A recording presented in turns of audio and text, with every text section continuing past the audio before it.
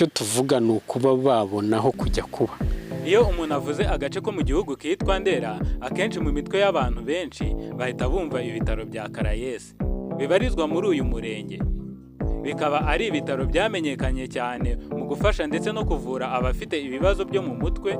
Nubwo mu bigo nderabuzima byose byo mu gihugu haba hari umuganga ufasha abagize ibibazo byo mu mutwe, ariko iyo bigeze ku rwego rwo hejuru uba ushobora kuba wahabwa transferi ukajya ku bindi bitaro byisumbuyeho. Ntabwo ari kenshi uzasanga abantu bafite ibibazo byo mu mutwe bikemukira ku bitaro bya Caraes. Ariko iyo bibashije kugera kuri urwo rwego, nuko uburwayi buba butakiri uburwayi bwo kujenjekerwa.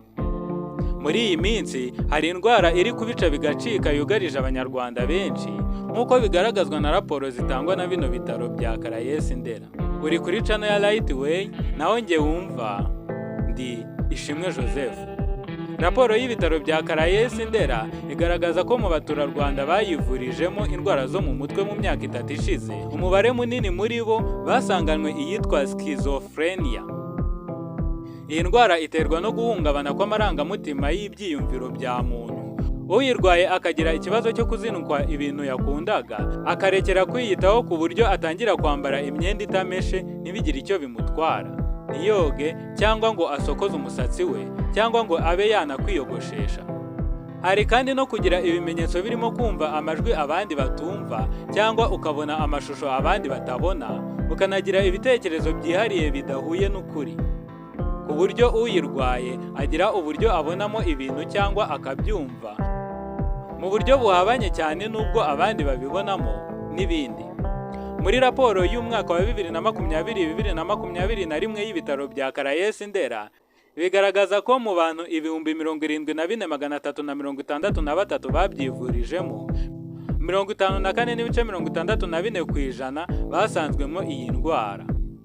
Ni mu gihe mu mwaka w'2021-2022 mu bantu 96,357 mu babyivurijemo, 35,581 bangana na 46.34% nabo ariyo basanganywe. Ku mwanya wa kabiri haje iyitwa acute and transient psychotic disorder, yibasiye 14.41% muri bo.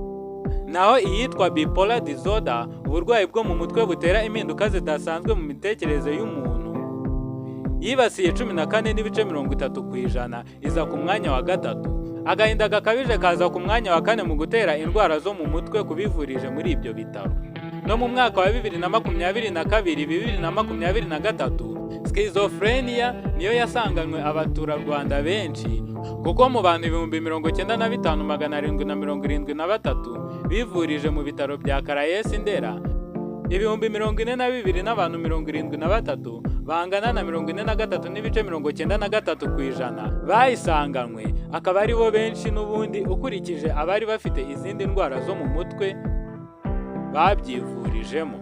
Iyi raporo kandi igaragaza ko muri rusange abibasiwe n'indwara zo mu mutwe biganje mu kigero cy'imyaka y'ubukure iri hagati ya 20 na 39, kuko ari 42%, bagakurikirwa n'abari hejuru y'imyaka 40 bari kuri 38%, mu gihe abari munsi y'imyaka 19 bo bari 20%.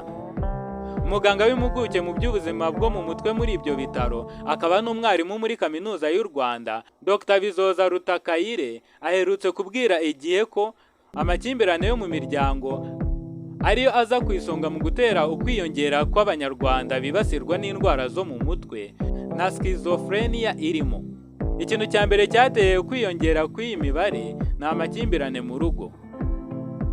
Gutandukana cyangwa gatanya byariyongereye cyane mu gihugu, n'amakimbirane mu rugo no guhohoterwa kw'abagore n'abagabo babo, cyane cyane abamaze gusinda inzoga.